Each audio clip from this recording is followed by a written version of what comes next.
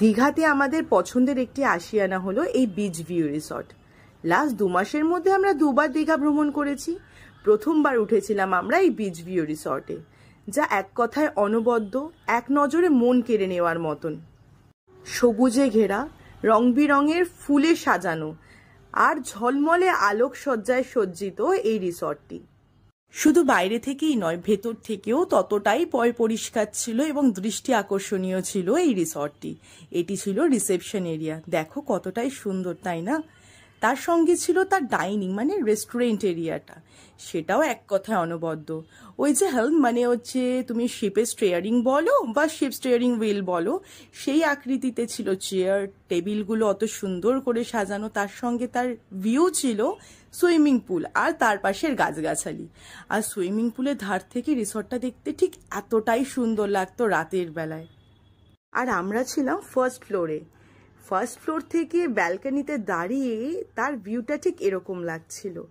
আর পায়ে হাঁটা পথে বলতে পারো 5 থেকে 6 মিনিট লাগে সমুদ্র সৈকতে যেতে। পুরো রিসর্টটাই সিসিটিভি সার্ভিলেন্সের আন্ডারেই ছিল, এটা নতুন করে বলার কিছু নেই। সাথে সাথে করিডোরটা সুন্দর শিলারূপ বা স্ট্যাচু দিয়ে সজ্জিত ছিল।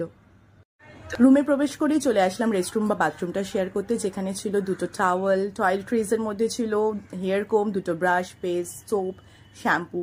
ওয়েস্টার্ন টয়লেট ছিল, শাওয়ার ছিল, তার সঙ্গে গিজার ছিল, সমস্ত রকম ফ্যাসিলিটিস যেগুলো থাকা দরকার বাথরুমে সবটাই অ্যাভেলেবেল ছিল। তারপর চলে আসি আমাদের রুমের মেইন পার্ট, যেটার কার্টেন সরানো মাত্রই আমি আনন্দে আত্মহারা হয়ে উঠেছিলাম।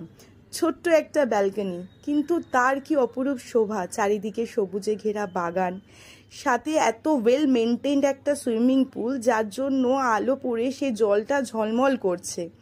মন এমনিই ভালো হয়ে যায়, সময় কেটে যায় বসে বসেই। রুমটা যেমন স্পেশিয়াস ছিল তেমন well decorated, well maintained, as well as neat and clean. Must visit যদি কোনো রিসর্ট থাকে দীঘার, তো এই বিচ ভিউ রিসর্টটা আমার উইশ লিস্টে আবারও থাকবে। তারপর কি, পরের দিন সকালবেলা সুইমিং পুলে নেমে পড়েছিলাম জলে ঝাঁপাতে। পারি না সাঁতার ঠিকই, কিন্তু তার হাত ধরে জলে ঝাঁপাতে তো ছাড়বো না। আর রুমের ট্যারিফ কত, কীরকম কি থাকে, সেটা রুমের কন্ট্যাক্ট ডিটেলস আমি দিয়ে দেবো, সেটাতে যোগাযোগ করো, তাহলেই পেয়ে যাবে।